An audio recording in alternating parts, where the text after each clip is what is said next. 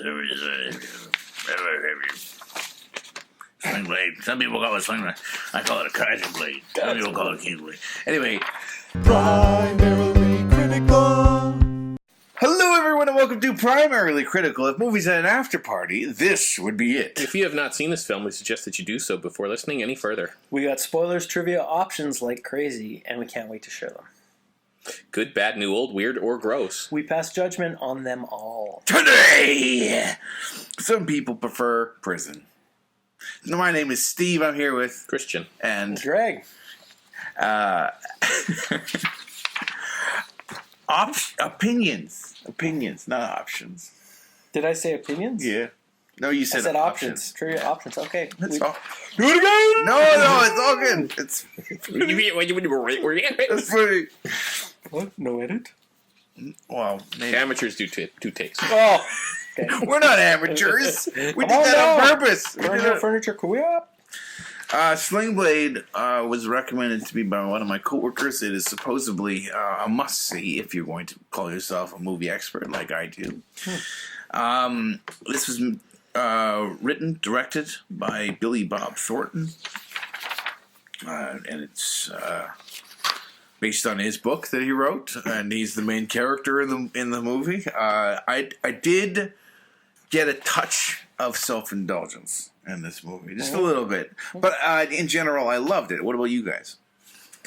I didn't watch it when it was new. Okay, but of course, you know, like Saturday Night Live and other comedic shows incorporated it. I figured I'd basically seen it, but I hadn't seen it till now. I don't really get what was the buzz about this in the 90s. Like, what was...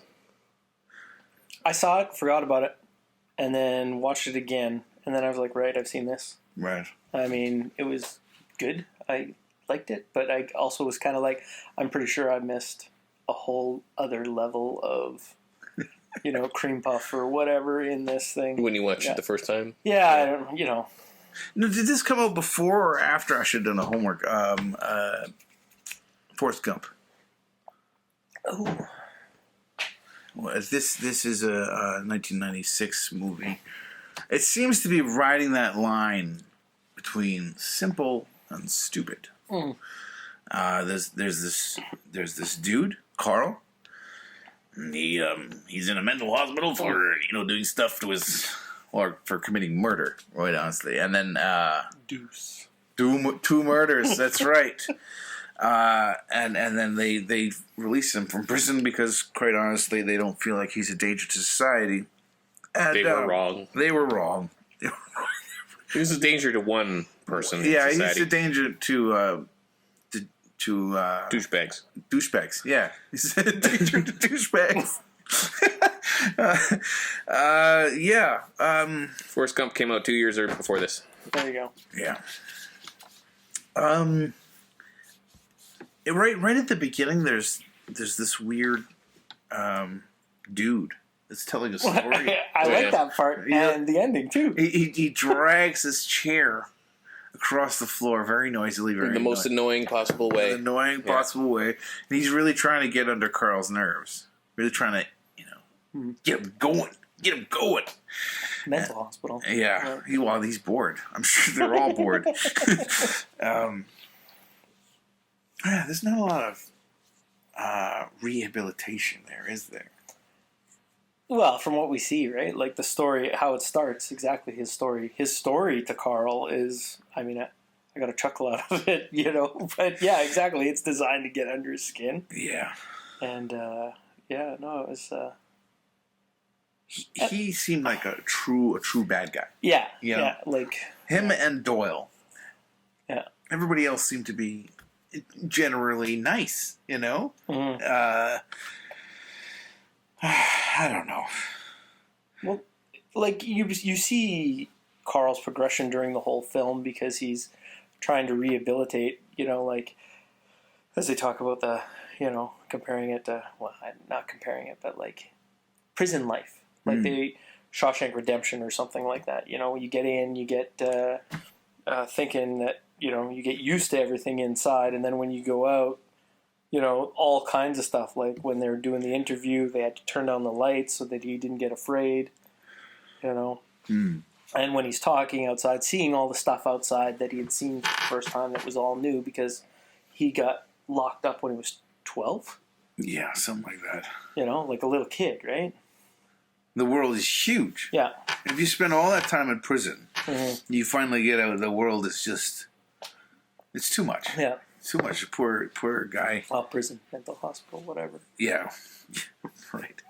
Same It's a mental hospital, I guess. Right. But, and then, of course, the ending going full circle and coming back to it. Not being a danger to anybody, but he does make that choice. He does.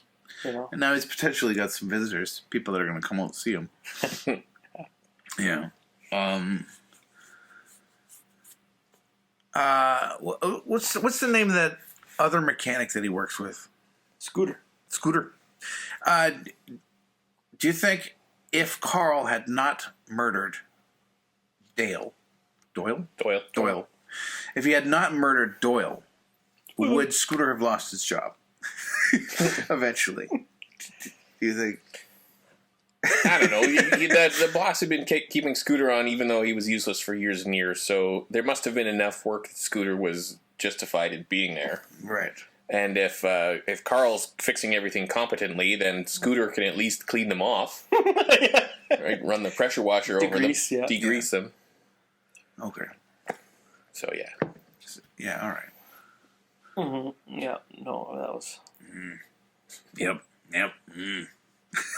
I did like seeing John Ritter again, though. Yeah. You know, revisiting. Yeah. But Poor guy. No, but I mean, it took me... I was like, you know, it's familiar, but I'm like, wait, what the... And then, you know, that's... I like that when you get a movie and you know the actor and you're trying to figure out the name or whatever. I didn't even have to go to Google.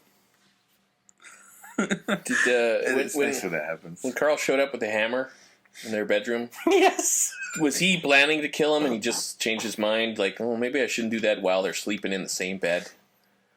Yes. Yeah, that was his... I think it was totally what he was thinking. He was... He's like, I just found this in my hand. All right, I'm going to bed now. He was playing it all out. Yeah, I mean, he had a plan. He gave his books to the kid, and he made sure that the family will come and live with you, John Ritter, or what's his name, Vaughn. Mm-hmm. And all right, my affairs are all taken care of. Now I'm going to go hit this guy with a. He had to sharpen the blade first. The lawnmower blade first. Yeah. And even, how do you get the cops to come here? Yeah, exactly. and he Hearst. I'm gonna call a Hearst because he dead. Ambulance or Hearst. Yeah. But I like that how Doyle didn't even like. Yeah, whatever. I intend to kill you, Mr. Doyle. Like, what are you gonna do with that lawnmower blade? I'm gonna use it to kill you. Okay. Oh. Yeah. Maybe use half cut. What's the number for the police? Yeah. 911. He makes fun of him. Yeah. Oh, God. I did like that he was sitting in the house next to the window that he had broken, and no one had fixed it. Because he's that kind of asshole who would break a window and be like, well, that's somebody else's problem then. Break it again, Yeah. Oh.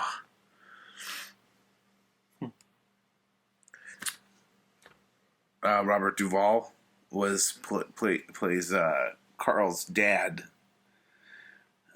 He's not really all there. No. And you only see him briefly, right? He's on the screen for like 2 minutes, maybe. And he does talk about, like, because he comes to that realization of with his brother that he ends up burying. You know, and then he doesn't kill his dad because he's like, you're old and feeble and he'll die. Yeah, anyway. the world is gonna death's gonna take you out of the world Yeah. eventually anyway. So Yeah, he figures he's only got one murderer. It was so weird. And because they didn't show any of that, you had to discover that he did in his own brother, but didn't quite understand what was happening at the time. Man, that's some heartache. It hits you right in the feels. You have any questions? I watched the movie. I enjoyed it. You know, like I wasn't like woo woo woo woo woo, but I did enjoy it, and you know, but if I think about it too much, like then I'm kind of like, oh well, what did I miss? What's this? And you'd said that there's a book, so maybe there's portions that have been omitted because you can only put so much in a movie. You know, maybe that would explain things better, but unfortunately, I haven't read that. So I haven't read it either. Mm. Like throughout the whole movie, you're expecting him to kill somebody. I'm because he gets let out of the mental prison, and I expect him to immediately kill somebody. But you have to endure the 2-hour movie, or is it 2 hours? Yeah, it is so 114. Yeah, you have to endure the movie before you get that satisfying squish. But I don't think you could take away that 2 hours and just leave the last 14 minutes. No. You know, because you'd be like, you'd miss the whole Dennis the Menace, you know, way that they get to him deciding he is rehabilitated. Yeah. He makes the choice to go back in. Yeah. You know? Yeah. No one can say we're not friends. That was pretty accurate. Yeah. Is there some parallels between the weapons? Because he uses a sling blade in his first set of murders, and then and that is something he describes as cutting grass in the ditches of highways. Mm-hmm. And then he uses a lawnmower blade that he sharpens up. And It was availability. It was availability. You just had one. Yeah. You had access to one. Okay. Yeah, I guess he could have easily used a hammer if he decided to go ahead with that plan. Yeah. Or a hatchet, like Doyle suggested. Did you kill anyone with a hatchet or something? He's like, well, no, I don't think I've ever used a hatchet. Just kind of sidestep that. Yeah, it's a simple approach to the problems. How about a sling blade? Oh, yeah, I've done that. Oh, yeah. He wasn't lucky enough to ask, right? If you name the right tool, winner, chicken dinner. Yeah. Should we get into this trivia? Sure. Or maybe it'll spark more conversation. Oh, yes. Sling Blade. In order to make his walk more awkward and consistent, Billy Bob Thornton placed crushed glass in his shoes. It seems excessive. Like Seems really excessive. Rocks would probably be fine. Yeah. I was going to say, because your feet would get completely yeah. You could have lied. That'd be a pretty good lie. I told you. I told you. Cat, you are not welcome at this table. I told you I'll about the give you walking treats trampolines. later for all you cat enthusiasts. I love my cats. Trying to pump your numbers by bringing cats in? Yeah. Terrible. Terrible. When Doyle tells Linda that retards make him sick, he adds that the same is true for antique furniture and midgets. Billy Bob Thornton has been quoted as saying that 2 of his phobias are antique furniture and midgets. Midget is no longer the nomenclature nowadays. What is the politically correct Small term? person. Wee people? Yeah. The wee folk? No, that's a leprechaun. Oh, okay. No, little people, I think, is the proper non-insulting thing, but it can be confused with children. I use little people for children all the time. Really? I do. Mm-hmm. I do. I see. News to me. You go ahead. According to Billy Bob Thornton, in a February 7th, 1997 interview on Howard Stern's radio show, Carl living behind a shed is based on a boy where he grew up, who could not walk or talk very well, so his parents kept him in the shed. Billy says the story is that the boy's mother was scared by a snake when she was pregnant, so she fell. Oh, sorry about that. So they felt he was like the child of the devil. They kept him locked up and fed him like a dog. It turned out the boy had polio. That's kind of crazy. Keeping anybody in a shed, but You gotta be good to people. You never know; they might have polio. Yeah, that you did the last one. Oh yeah, I could. Yeah, let's. Linda, Frank's mother, never has a close-up. She's almost always sharing the screen with somebody else in either a long or a medium shot. This illustrates how ignored and passed over she feels. Everyone knows she's trapped in an abusive relationship, but no one, I repeat, no one is helping her. It seemed like Vaughn would have helped her, but she was too not decisive enough to say, all right, that's enough. She was definitely indecisive. Well, and that's a whole other point, right? With abusive relationships and people, like, it's like a smoker not wanting to quit, but you stealing his smokes or her smokes all the time and getting rid of them. They just keep getting more smokes, right? They gotta come to that realization that I want to stop smoking.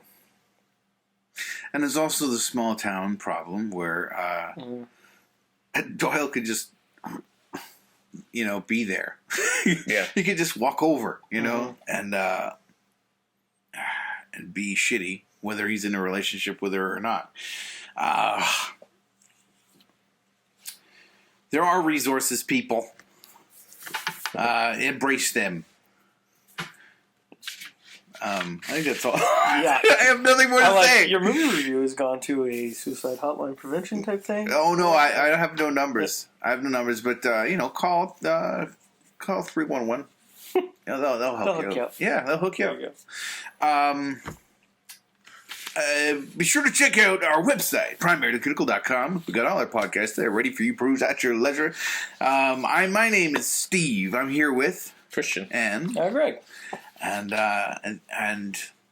these guys are wonderful. Did you have anything you want to plug? No. No. Do you have anything you want to plug? No. No. Be sure to check out our next podcast Monday at noon. We're going to be covering Blade Runner. Blade Runner. The final cut. With Harrison Ford. Christian, this was your pick. Yeah. Why did you pick it? Without spoilers. Because I found out you guys had never seen the good one. So I had to get you to watch the good one. You gotta get me to watch the good one. Yeah. I can't wait to talk about it. Can you wait? I'm ready. He's ready. Yeah. I'm ready. We're ready. Next See you then. Primarily